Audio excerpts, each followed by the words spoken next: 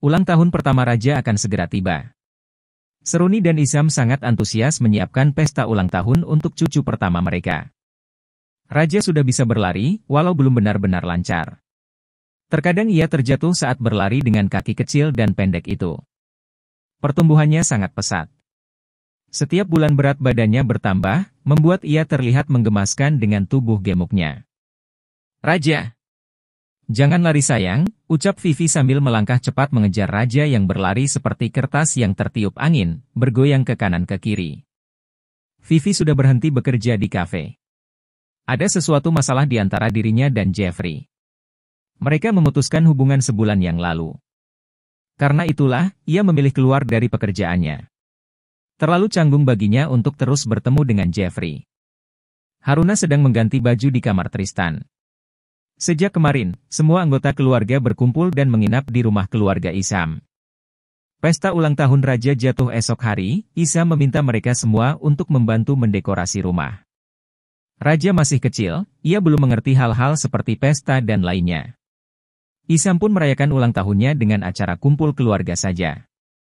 Ia kesulitan menarik resleting dress-nya. Meminta bantuan Tristan, tapi dia tidak kunjung keluar dari kamar mandi. Terpaksa Haruna mengunci pintunya kembali. Ia meloloskan dress itu dan berdiri di depan lemari yang terbuka dengan hanya menggunakan penutup dada dan kain penutup bagian bawah tubuhnya. Haruna mencari baju yang lainnya. Saat Haruna sedang serius memilih baju, Tristan keluar dari kamar mandi. Ia menelan saliva, melihat tubuh seksi Haruna yang hanya mengenakan bikini. Gluk! Perlahan-lahan, ia mendekati Haruna dan, "Hap! Kamu sedang apa sayang? Ini masih pagi dan kau tahu seperti apa hasrat laki-laki di pagi hari?" Tristan mengecup punggung polos Haruna. "Tris, aku sedang mencari baju." "Jangan berpikiran aneh-aneh," gerutu Haruna. Ia melepaskan tangan Tristan yang melingkar di perutnya. Namun, Tristan justru membalik tubuh Haruna dan menggendongnya. "Tristan, turunkan aku," bisik Haruna. Kamar itu bersebelahan dengan kamar kakeknya Tristan. Haruna tidak bisa berbicara terlalu keras karena kamar di rumah Isam tidak kedap suara. Apa yang akan terjadi kalau suaranya terdengar sampai ke kamar Edi? Makanya, jangan banyak bicara. Apalagi kalau berteriak, bahaya. "Nanti kakekku tahu kalau aku akan melakukan hal indah bersamamu," goda Tristan. Ia membaringkan Haruna di tengah ranjang, lalu segera mengurung pergerakan Haruna. Tristan mulai dengan aksi nakalnya. Menyentuh setiap bagian yang terasa lembut di ujung lidahnya. Dari telinga, leher, bahkan sampai ke bawah pusar. Akhirnya Haruna harus mandi 2 kali pagi itu. Tristan tidak mau melepaskan Haruna sama sekali, padahal seharusnya Haruna sudah pergi bersama Yuka.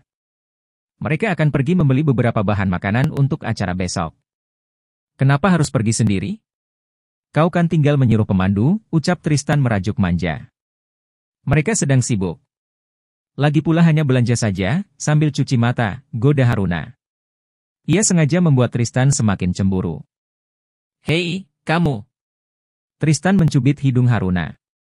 Ia tahu Haruna sengaja menggodanya. Haruna bukanlah istri nakal yang suka tebar pesona di luar rumah. Setelah mengganti bajunya, Haruna mencari Yuka di ruang keluarga. Namun, ia tidak ada di sana. Haruna pun mencari ke kamar. Saat di depan kamar Christian, ia mendengar Yuka sedang bertengkar dengan Christian. Haruna tidak jadi mengetuk pintu. Ia berbalik untuk pergi, tapi pintu kamar terbuka lebar dan Haruna ketahuan. "Hai Yuka. Jadi pergi kan?" tanya Haruna berbasa-basi. Ia mendengar pertengkaran Yuka dan Christian. Kata-kata Yuka sedikit melukai hatinya. Yuka menolak ikut membantu menyiapkan pesta ulang tahun Raja. Alasannya, ia tidak akan pernah bisa merayakan ulang tahun anaknya karena ia tidak bisa memiliki anak. Membantu ulang tahun Raja, apakah begitu menyakitkan bagi Yuka? Haruna bertanya-tanya. Aku. Soalnya, aku mau pergi bareng Vivi. Aku tidak enak hati karena sudah ada janji denganmu, ucap Haruna beralasan. Ia tahu, Yuka tidak ingin pergi dengannya. Christian sampai memarahinya karena masalah ini. Haruna merasa bersalah. "Oh, kalian pergi saja kalau begitu," ucap Yuka. Ia merasa beruntung karena Haruna tidak jadi mengajak dirinya berbelanja. Ia ingin pergi ke tempat lain untuk menenangkan diri. Ya sudah. Aku pergi, maaf, ucapnya sambil menuruni anak tangga. Ia mengajak Vivi pergi dan menitipkan Raja kepada Tristan. Kak, itu Pak Abi, ucap Vivi saat mereka sedang asyik berbelanja. Pak Abi? Oh, rekan bisnis Tristan. Biarkan saja, ujarnya. Haruna tidak mengingat Abimanyu selain sebagai rekan bisnis suaminya. Ia tidak peduli, walaupun mereka kebetulan bertemu di mall. Haruna tetap berbelanja santai, memilih perlengkapan pesta untuk Raja. Haruna membeli baju kostum seperti seorang raja. Sesuai dengan namanya, Haruna membelikan kostum raja ukuran paling kecil. Awalnya ia khawatir tidak ada karena Raja masih sangat kecil, tetapi toko itu menjualnya dari ukuran anak berusia 1-11 tahun. Selesai membeli baju, Haruna mengajak Vivi makan di resto ayam goreng paling terkenal di dunia. Saat mereka sedang menyantap makanannya, Abimanyu menghampiri. Namun, karena Haruna tidak mengingatnya, ia pun menyapa Vivi. Vivi, seru Abimanyu. Kak Abi. Cantika mana? Tanya Vivi sambil mengedarkan pandangannya. Dia tidak ikut. Saya hanya datang untuk menandatangani kontrak saja. Boleh bergabung? Silakan. Tidak apa-apa kan Kak? Tanya Vivi. Tentu. Bergabung saja, tidak perlu sungkan, jawab Haruna. Ia merasa risih, Abimanyu terus memperhatikan Haruna yang tidak mengingatnya sama sekali. Pak Abi, Anda tidak memakan makanannya? Tanya Haruna berbasa-basi supaya Abimanyu berhenti memandanginya. Oh, saya sudah kenyang. Kalian makan saja, jawab Abimanyu. Ia sadar, Haruna tidak nyaman dengan keberadaannya. Saya harus pergi. Selamat menikmati makan siangnya, ucap Abimanyu berpamitan. Tunggu Kak Abi. Raja akan berulang tahun besok. Kak Abi bisa datang kan? Tanya Vivi. Itu. Ayolah Kak. Kakak kan suka menggendong Raja, masa tidak mau hadir? Sekalian kakak ada di sini, bujuk Vivi. Dia suka menggendong Raja? Kapan? Yang aku ingat, dia hanya datang sekali saat Yuka menikah dengan Chris. Apakah dia juga mengenalku di masa lalu? Haruna melamun memikirkan kata-kata Vivi. Sejak Tristan dan Levi menceritakan masa lalu padanya, ia tidak pernah lagi melihat mimpi tentang masa lalunya. Ia menjadi penasaran, adakah Abimanyu di dalam masa lalunya? Kalau ada undangan dari orang tua Raja, mungkin bisa datang, ucap Abimanyu. Vivi menyentuh tangan Haruna, membuatnya terperanjat dari lamunannya. Bagaimana Kak? Bagaimana apanya? Kak Abi minta undangan dari orang tua Raja, baru dia bisa hadir. Bisakah kakak mengundangnya? Vivi menatap Haruna, sedangkan Abimanyu menatap ke arah lain. Ia tidak mau dicap sedang menggoda Haruna karena meminta diundang. Boleh. Silakan datang ke rumah besok Pak Abi, ucap Haruna. Ia mengundang Abimanyu, demi Vivi yang sedari tadi membujuk Haruna. Terima kasih, sahut Abimanyu. Bi. Haruna memanggil pembantunya. Iya nyonya, sahut pembantu sambil berlari kecil dari dapur, menghampiri Haruna di ruang tamu yang sudah dihias sedemikian rupa. Haruna memanggil pembantunya karena ia tidak melihat Raja dimanapun. Lihat Raja tidak Bi? Tidak nyonya. Saya sama Bu Sinta sedari tadi menyiapkan makanan di dapur. Terima kasih Bik. Lanjutkan pekerjaannya, ucap Haruna. Ia mulai cemas. Haruna mencari Raja sampai ke taman belakang.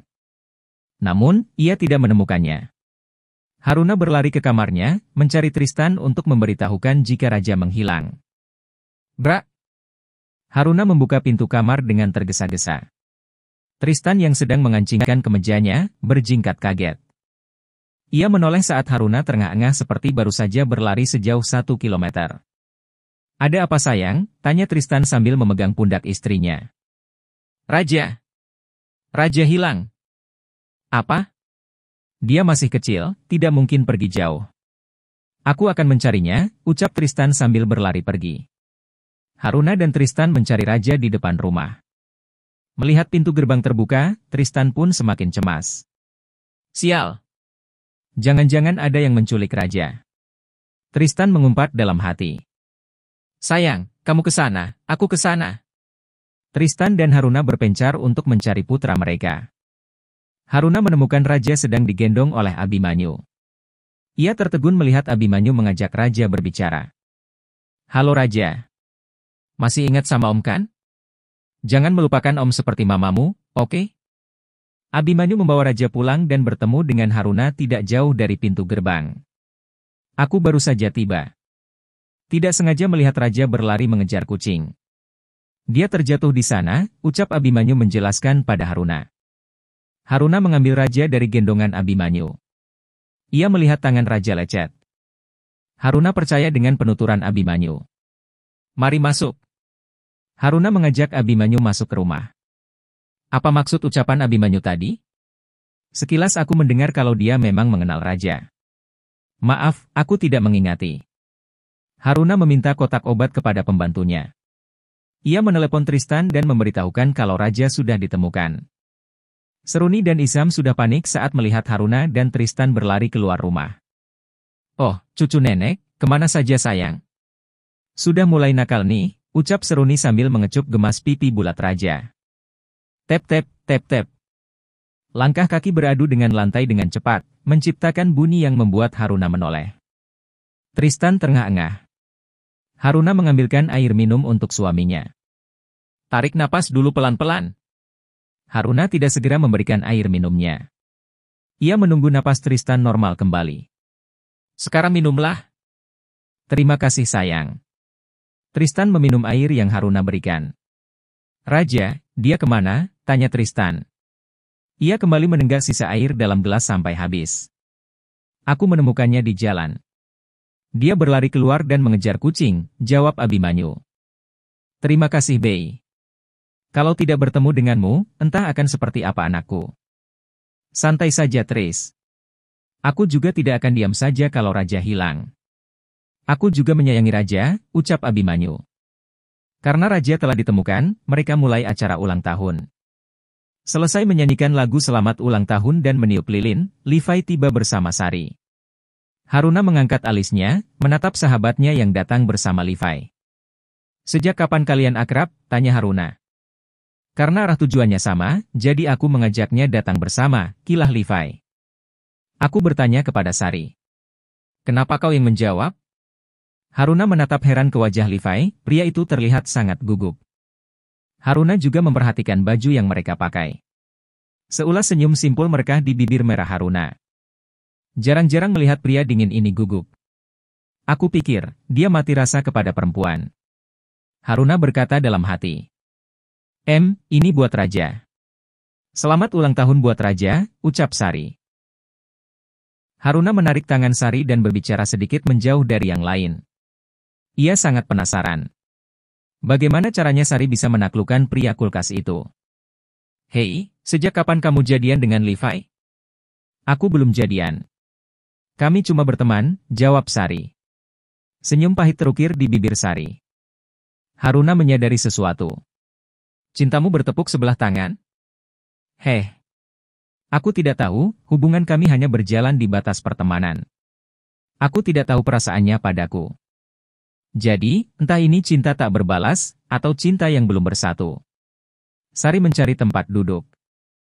Ia mengajak Haruna duduk di sofa dan meminta pendapat dari sahabatnya. "Bagaimana kalau kita menguji dia?" "Menguji Levi?" "Maksudnya?" tanya Sari bingung. Laki-laki dingin seperti Levi, kalau tidak diuji, dia tidak akan mengungkapkan perasaannya secara terang-terangan. "Aku akan mencari cara." "Kau tenang saja," ucap Haruna. Ia melirik Christian yang berdiri di sudut ruangan. "Kenapa dengan Chris? Dia tidak merayakan ulang tahun raja?" Yuka sangat sedih karena sulit untuk hamil. Melihat ulang tahun raja, mungkin ia jadi teringat dengan bayi mereka yang meninggal karena leoni. "Aku mengerti perasaan mereka berdua," ucap Haruna. Ia melirik ke lantai atas. Di sana, Yuka ikut bertepuk tangan, meski tidak menggunakan suara. Ia tersenyum, tapi air matanya menetes. Hati Haruna terenyuh melihatnya. Kasihan. Haruna mengajak Sari kembali bergabung dengan yang lain. Mereka makan siang bersama, setelah selesai memotong kue dan membagikannya. Edi membawa satu potongan kue untuk Yuka dan Christian yang tidak hadir di antara mereka. Kalian makan siang lebih dulu. Kakek mau ke atas, pamit Eddie. Ia melangkah sambil membawa kue di atas piring kecil. Satu tangan yang lainnya memegang tongkat. Ia menapaki anak tangga satu persatu. Sampai tiba di depan kamar Christian. Tok, tok, tok. Christian membuka pintu. Kakek? Ia terkejut melihat kakeknya membawakan kue ulang tahun raja. Di mana Yuka? Di dalam. Masuk, kek. Eddie melangkah menghampiri Yuka yang sedang melamun di samping jendela kamarnya. Saat Eddie menyentuh tangannya, Yuka terkejut dan segera menghapus air matanya. Ia tidak bisa menunjukkan kesedihannya di depan Eddie. Kakek! Sejak kapan kakek di sini? Tanya Yuka. Ia menarik senyum yang dipaksa. Makanlah. Rayakan ulang tahun raja bersama kakek di sini. Eddie memegang kue ulang tahun itu dan menyuapkan ke mulut Yuka. Yuka membuka mulut. Setelah menggigit sebagian kecil potongan kue itu, ia mengambil kue di piring dan menyuapi Eddie. Yuka tidak dapat membendung kesedihannya. Ia memeluk Eddie dan menangis terseduh. Dengan penuh perhatian, Eddie menepuk-nepuk punggung Yuka. Sabar. Semua yang terjadi dalam hidup, sudah tertulis dengan rapi dalam catatan takdir dari Tuhan. Jangan memendam kesedihanmu seorang diri. Kamu punya Chris, punya kakek, ada mama, papa. Kami semua ada di sini untukmu. Kakek yakin, walaupun tidak dalam waktu dekat, tapi Yuka pasti bisa hamil. Eddie menghibur Yuka yang masih sedih karena kehilangan anak mereka. Maaf, kek. Butuh waktu lama buat Yuka untuk ikhlas menerima kenyataan. Terima kasih kakek dan semuanya selalu kasih semangat buat Yuka. Maaf, kek, ucap Yuka. Ia melepaskan pelukannya lalu menyeka air mata dengan punggung tangan. Sudah, jangan menangis lagi. Eddie menyentuh puncak kepala Yuka, lalu keluar dari kamar mereka. Christian merasa tidak enak hati karena tidak merayakan ulang tahun keponakannya. Namun, jika ia pergi dan meninggalkan Yuka, ia takut Yuka berpikir kalau Christian tidak peduli dengan perasaannya. Yuka mengambil kotak hadiah di bawah bantal. Ia menyerahkannya kepada Christian. Pergilah, Chris. Berikan ini untuk Raja, ucap Yuka. Walaupun terkesan tidak peduli, tapi sebenarnya ia sangat peduli. Ia sudah menyiapkan hadiah itu sejak seminggu yang lalu. Namun, ia tidak sanggup memberikannya. Ia meminta Christian mewakili dirinya untuk merayakan ulang tahun Raja.